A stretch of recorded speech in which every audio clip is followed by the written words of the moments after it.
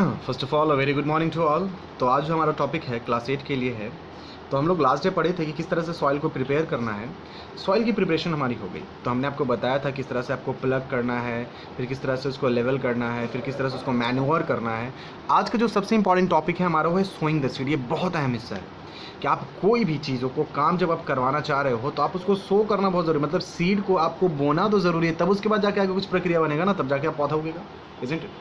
तो ये जो हमारे पास मौका है सोइंग सीड पढ़ने का, तो इसको ज़रा ध्यान देंगे और सबसे पहले समझेंगे कि सीड सो करने का सबसे पहला स्टेप क्या होता है। देखिए, it is really very important कि आप जो भी सीड को डालना चाहते हो, तो आप जब भी सीड को चेक कर रहे हो तो सीड क्लीन रहना चाहिए, हेल्दी रहना चाहिए और डिजीज़ फ्री रहना चाहिए। आप वैसे ही सीड का सेलेक्ट करें, ठीक है।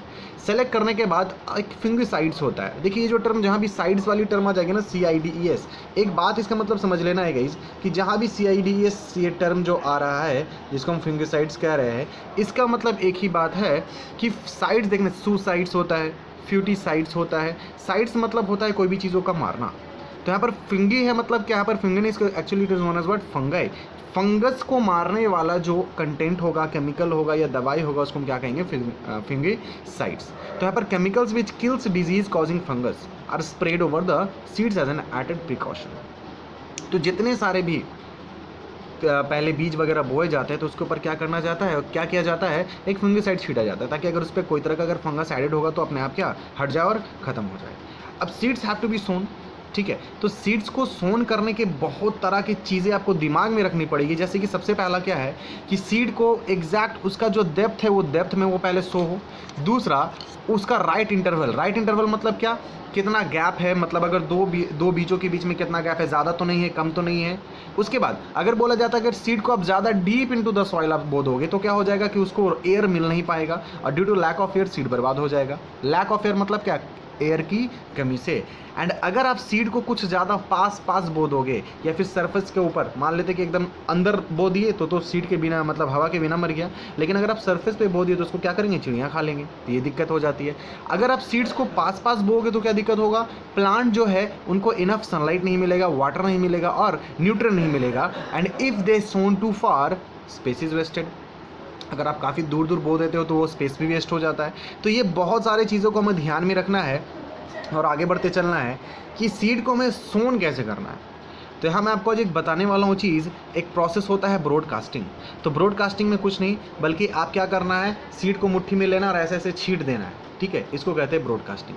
लेकिन ये जो ब्रॉडकास्टिंग होता था तो ये प्रोसेस ज़्यादा एफिशिएंट नहीं है, मतलब ज़्यादा हेल्पफुल नहीं है। क्यों नहीं हेल्पफुल है, क्योंकि ये पता ही नहीं चल पाता था कि सीड्स को कहाँ पर फेंकना। जैसे मान लो कि यहाँ पर हम एक मुट्ठी छींट दिए, छींटने पे क्या हुआ, शायद हो सकता है यहाँ पर ज़्यादा एक जगह इतना सीड गिर गया हो, कुछ जगह कम सीड गिरा हो, तो कोई एफिशिएंट वे तो था नहीं तो इनके पास कोई एकदम प्रॉपर स्पेसिंग कुछ दिमाग में बात था। तो प्रॉपर स्पेसिंग करने के लिए एक नया इक्विपमेंट तैयार किया गया जिसे हम कहते हैं सीड ड्रिल। सीड ड्रिल में क्या, अगर आप ये फिगर देख पा रहे हो, मैं आपको अब समझाऊंगा थोड़ा वीडियो के थ्रू भी। ये फिगर में हम क्या देख पाते हैं कि एक ऊपर कंटेनर लगा हुआ है, ठीक है, और ये कंटेनर जो है आप देख रहे हो, इस कंटेनर में सिर्फ और सिर्फ सीड्स भरे हुए हैं। और ये जो प्लग वाला मशीन देख रहे हो, प्लग वाला जो इक्विपमेंट देख रहे हो, जैसे ये प्लग वाला इक्विपमेंट चलते चला जाएगा, उस पूरे कंटेनर में से सीड्स एक एक करके गिरते चले जाएंगे, ठीक है। और ये मैं आपको शो करता हूँ, हाँ देखिएगा इसमें क्या है। इस वीडियो में मैं आपको दिखाना क्या चाह रहा था इसमें, एक्चुअली अगर आप देखो ध्यान से देना देखिए, देखना क्या है इसमें। ये जो पोर्शन आप देख रहे हो, ठीक है, ये जो पोर्शन आप देख पा रहे हो, दिस इज एक्चुअल कंटेनर। ये जो आप ऊपर पूरा पोर्शन देख रहे हो, this is the actual container. इस कंटेनर में सीड्स प्रेजेंट हैं। ये सीड्स आपको दिख रहे हैं, यहाँ पर ये सीड्स अवेलेबल है। और ये जो सीड्स हैं, ये जो ट्यूब आप देख पा रहे हो, ये ट्यूब के माध्यम से सीड्स कुछ आते जाएंगे, जो ट्यूब के थ्रू ये सीड्स आते जाएंगे। और ये आप देख रहे हो रोलर लाइक कंटेंट है, तो रोलर के बीच में स्पेस भी है, ठीक है। ये स्पेस के थ्रू ये सीड्स गिरते भी जाएगा। देखिएगा ज़रा कैसे गिरता है ये, ठीक है, समझ में आ रहा है आपको। आई होप आपका ये क्लियर आउट हो रहा होगा किस तरह से सीड्स जो है पहुंच रहे हैं और ये कहाँ फिक्स रहता है। I hope you got that, isn't it. अब देखना में ये है, अब देखना में ये है कि सीड कितना प्रॉपर स्पेसिंग के थ्रू, देखिए आप ये जो स्पेस आप देख पा रहे हो, यहीं पर सीड गिरते चला जाता है और मिट्टी में मिलते चला जाता है। See the actual thing is running like this. ये ट्यूब में देखिए पूरा एकदम एक्चुअल एकदम स्पेसिंग के साथ, मतलब नो इशू विथ इट, और कोई दिक्कत भी नहीं होता है इसको। आई होप ये समझ में आया होगा आप लोगों को। तो गाइज ये था हमारा सीड ड्रिल, आई होप ये समझ में आया होगा। और ये सीड ड्रिल पे होता क्या, एक funnel shaped ball like connected रहेगा, वो सेवरल उसमें ट्यूब्स रहेंगे, और इस ट्यूब से क्या होगा, ये जो ड्रिल है वो अटैच रहेगा एक प्लग के साथ, और प्लग जैसे ही चीज़ों को फोड़ते चला जाएगा उस एक ट्यूब के थ्रू सारे सीड्स जो हैं वो मिट्टी में गिरते चले जाएंगे। तो इस प्रोसेस को हम क्या कहते हैं, सीड ड्रिल। सीड मतलब बीज और ड्रिल मतलब खोदना, ठीक है, मतलब खोद कर सीड को प्रॉपर्ली अमाउंट में डालना। मतलब ब्रॉडकास्टिंग क्या उतना एफिशिएंट वे नहीं था, लेकिन seed drill is very efficient way, ये दिमाग में रहेगा आपका। अब देखिए आता है टर्म क्या, हमारा ट्रांसप्लांटेशन। अब बात होती है कि ट्रांसप्लांटेशन क्या होता है। तो देखो कुछ कुछ पौधे जो होते हैं ना, उनको डायरेक्टली आप बो नहीं सकते हो, ठीक है। पहले क्या करना पड़ेगा, तो आपको जैसे कि टोमेटो हो गया, राइस हो गया, ऑनियन हो गया, चिल्ली हो गया, आपने देखा होगा कि लोग क्या करते हैं ना, बोलते हैं ना धान लगाते हैं। तो पहले आप यहाँ पर ये फिगर देखो, आई होप ये मैं क्लियर आउट करता हूँ आपको, ठीक है। ये देख रहे हैं, ये पहले ये जो कंटेंट आप देख पा रहे हो, ये जो सारी चीज़ें हैं आपने मूवीज़ वगैरह में भी देखा होगा, ठीक है। रमैया वास्तव एक मूवी था, ठीक है, उसमें हीरो आता है और उसको कड़ा सजा मिलता है। तो आपने देखा होगा कि वो फील्ड को जो प्लग करने के बाद उसके ऊपर एक एक करके लगाता है। तो आप कभी सोचो कि ये एक एक करके लगाने का रीज़न क्या है, what is the reason behind it. Reason बस गाइस एक ही है कि पहले इनको उगाया जाता है नर्सरी में, मतलब कोई और जगह। जब ये थोड़े से बड़े हो जाते हैं साइज़ में, तो उनको फिर क्या किया जाता है ना, वहाँ से ले आकर उसके बाद इनको मिट्टी में बोया जाता है। इससे सबसे बड़ा बेनिफिट क्या होता है ट्रांसप्लांटेशन का, कि हमें एक्चुअल स्पेसिंग का पता चल पाता है, the space between two plants. I hope ये क्लियर आउट होगा, मतलब प्लांटेशन हमारा क्लियर आउट, ट्रांसप्लांटेशन आपका दिमाग में आ जाएगा, आई होप सो। ये ट्रांसप्लांटेशन बहुत इंपॉर्टेंट है, ठीक है। कुछ चीज़ टफ नहीं है, आप ज़रा ध्यान दो, वीडियोस को देखो प्रॉपरली, मैं जो बोलने की कोशिश कर रहा हूँ उसको रिपीट करके सुनो, no issue will be there and I am with you. सोचना क्या इसमें गाइस, ठीक है। अब देखिए क्या होता है, हाँ तो नीचे वही सारी चीज़ें लिखी हुई है कि ये जो है फार्मर को बहुत सबसे पहला अच्छा और अच्छी बातें क्या होती है कि आसानी से फार्मर वो चूज़ कर पाता है कि कौन सा हेल्दी सीडलिंग है, ठीक है, और आसानी से उसको उठा के लाता है और उसके बाद उसको क्या करता है, लगा देता है। लेकिन which is not possible in the case of crops like wheat and millets. ये crops like wheat and millets इन सारी चीज़ों में पॉसिबल नहीं है, विच आर सोन डायरेक्टली। इनको सोन किया जाता है डायरेक्टली, मतलब उनको डायरेक्टली बोया जाता है, ठीक है।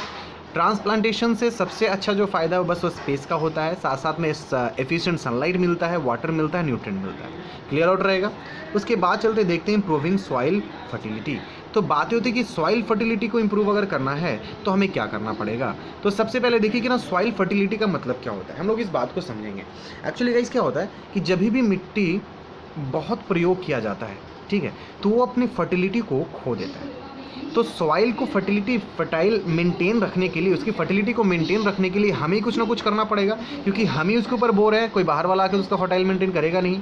और एक मिट्टी कितने दिन तक उपजाऊ रहेगा, उपजाऊ ज़्यादा दिन तक नहीं रह पाता है। आप एक सीज़न में एक चीज़ लगाए, दूसरे सीज़न में फिर वो एक चीज़ लगाओगे, तीसरे सीज़न में फिर लगाओगे, आस्ते आस्ते मिट्टी की जो क्वालिटी वो डिग्रेड होते चली जाएगी। तो हमें इसमें इंप्रूव क्या करना है, इसमें हमें क्या क्या चीज़ें लानी है। तो यहाँ पर कुछ कुछ मेथड्स दिया हुआ है, एक फैलो फील्ड दिया हुआ है। फैलो फील्ड का मतलब ये होता है कि हम लोग क्या करते हैं ना कि पूरा मान लेते हैं कि हमारा एक बड़ा सा खेत है, ठीक है, मतलब मान लेते हैं this is a big portion of the field. तो इसका हम 1/4 पोर्शन, मतलब ये जो 1/4 आप देख पा रहे हो, इतना जो पोर्शन है इसे हम क्या करेंगे, छोड़ देंगे, इस पर कोई खेती नहीं होगा। लेकिन बाकी यहाँ से यहाँ तक के पोर्शन में क्या होगा, खेती चलेगा।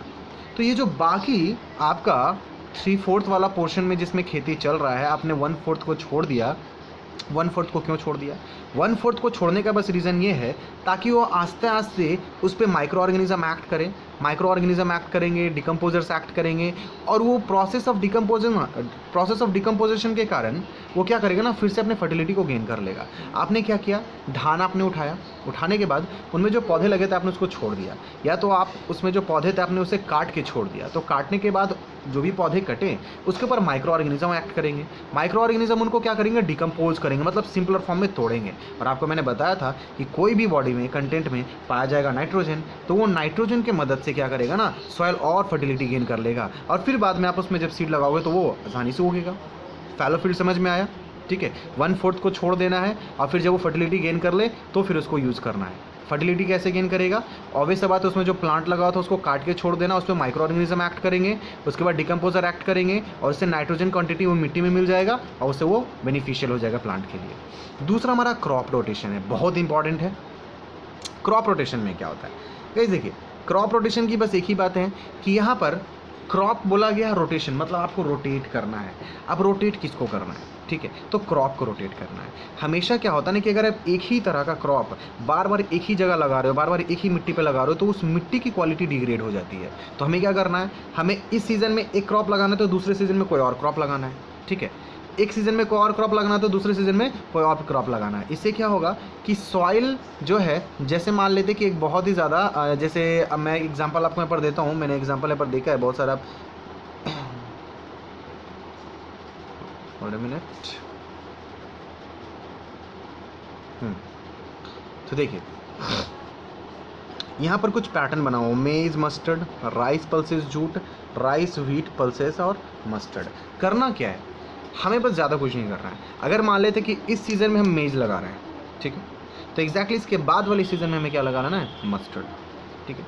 अगर मान लेते इस सीज़न में राइस लगा रहे हैं तो राइस क्या करता है, ज़्यादा पानी को ऑब्जॉर्व करेगा या फिर कम पानी, क्योंकि वो क्या करेगा भाई आपका किस सीज़न में उगता है, विंटर सीजन में, ठीक है।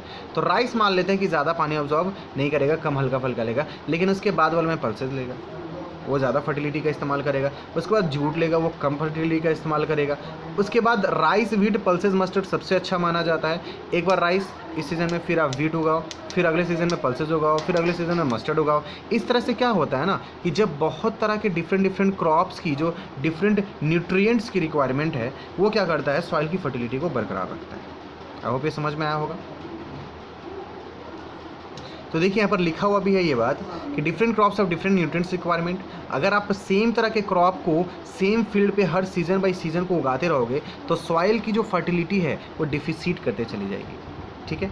लेकिन अगर आप अलग अलग तरह के क्रॉप्स को उगाओगे जिसके अलग अलग तरह के न्यूट्रिएंट्स के रिक्वायरमेंट है, उससे क्या होगा, सॉइल की फर्टिलिटी बढ़ जाएगी। आई होप ये क्लियर आउट रहेगा। यहाँ पर देखिए लिखा हुआ the practice of growing different crops in succession in the same field or soil is called crop rotation, ठीक है, दिमाग में रहेगा इतना। चलिए इसके बाद देखते हैं नाइट्रोजन फिक्सेशन क्या होता है। गाइज जहाँ भी नाइट्रोजन फिक्सेशन वाली बात आएगी तो आपके दिमाग में एक बात आपको हमेशा ध्यान रखना है, एक टर्म आता है सिम्बायोसिस। क्या आता है, सिम्बायोसिस। सिम्बायोसिस वाली बात आएगी तो सिम्बायोसिस का मतलब होता है म्यूचुअल बेनिफिट। क्या होता है, म्यूचुअल बेनिफिट, मतलब इसमें ना मेरा घाटा ना उसका घाटा, मतलब क्या। और यहाँ पर सबसे बड़ी बात आएगी जब इन सिम्बायोसिस की बात आ जाती है, उसके बाद नाइट्रोजन फिक्सेशन की बात आती है, तो एक एग्जाम्पल दिमाग में रखिएगा, लेगुमिनस प्लांट। किसका नाम रखना है याद, लेगुमिनस प्लांट। देखिए यहाँ पर लिखा हुआ है, ठीक है। तो लेगुमिनस प्लांट जो है वो क्या करता है, तो लेगुमिनस प्लांट का सबसे अच्छा एग्जांपल पी है, ठीक है।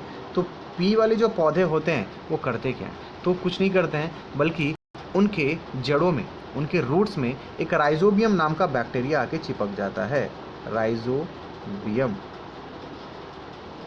नाम का बैक्टीरिया आके चिपक जाता है। और बैक्टीरिया क्या है, उसका काम क्या है, तो वो इन्वायरमेंट से नाइट्रोजन को लेता है और उसको कन्वर्ट कर देता है किसमें, अमोनिया में। उसकी खासियत है, ठीक है।